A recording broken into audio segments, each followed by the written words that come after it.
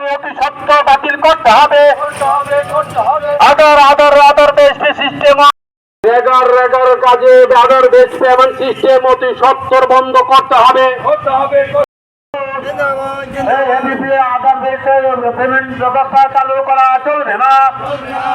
এই রেগার কাজে আদার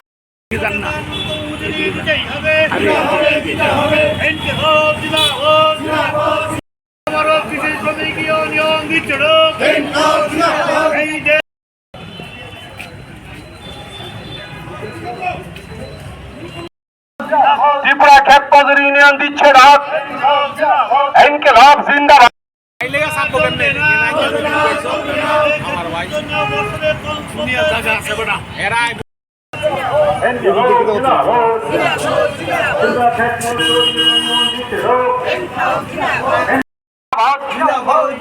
সবাই মিলে আরো জোরে আওয়াজ তুলুন, ইনকিলাব জিন্দাবাদ।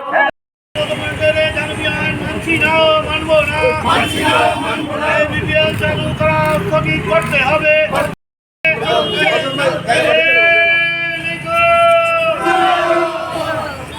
শুধু একটা জায়গা ছবি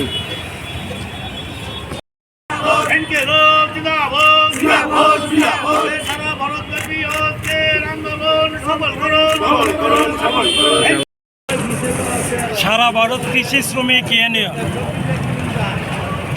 গোটা দেশে আজ 30শে জানুয়ারি এবিএস যে পদ্ধতি কেন্দ্রীয় সরকার অর্থাৎ আধার বেস পেমেন্ট সিস্টেম যেটা মনরেগাতে চালু করার সিদ্ধান্ত গ্রহণ করল, তারই প্রতিবাদে আজকে আমরা গোটা দেশে কোথাও মিছিল, কোথাও সভা, কোথাও সমাবেশ আমরা সংগঠিত করি।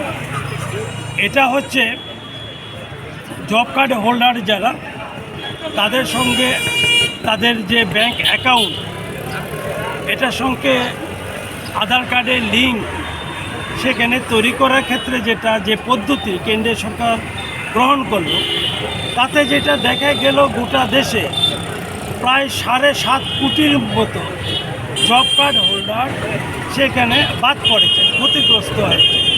আমরা জানি গোটা দেশে 25 কোটি 35 লক্ষ হচ্ছে জব কার্ড হোল্ডার রেজিস্ট্রি, তাতে এখন পর্যন্ত 7.5 কোটির উপর বাদ পড়ে গেল। তার প্রভাব আমাদের রাজ্য পড়ল। আমাদের রাজ্যে জব কার্ড হোল্ডার 6,25,000-এর মতো, তাতে এখন পর্যন্ত যা হিসেব প্রায় 1 লক্ষর মতো জব কার্ড হোল্ডার বাদ পড়বে। আমি শুধু একটা উদাহরণ আপনাদের কাছে দেওয়ার চেষ্টা করব। সিপাহীজলা যে আমাদের জেলা, তাতে 7টি ব্লকের একটা হিসাব থেকে যেটা বেরিয়ে এসছে, প্রায় 7,000-এর মতো, 6,800 শতাধিকেরও বেশি জব কার্ড হোল্ডার ইতিমধ্যে বাদ পড়েছে। তা আমাদের রাজ্যে যে 6,25,000 যে জব কার্ড হোল্ডার, তাতে যেটা দেখা যাবে প্রায় 1 লক্ষর মতো জব কার্ড হোল্ডার সেখানে বাদ পড়বে।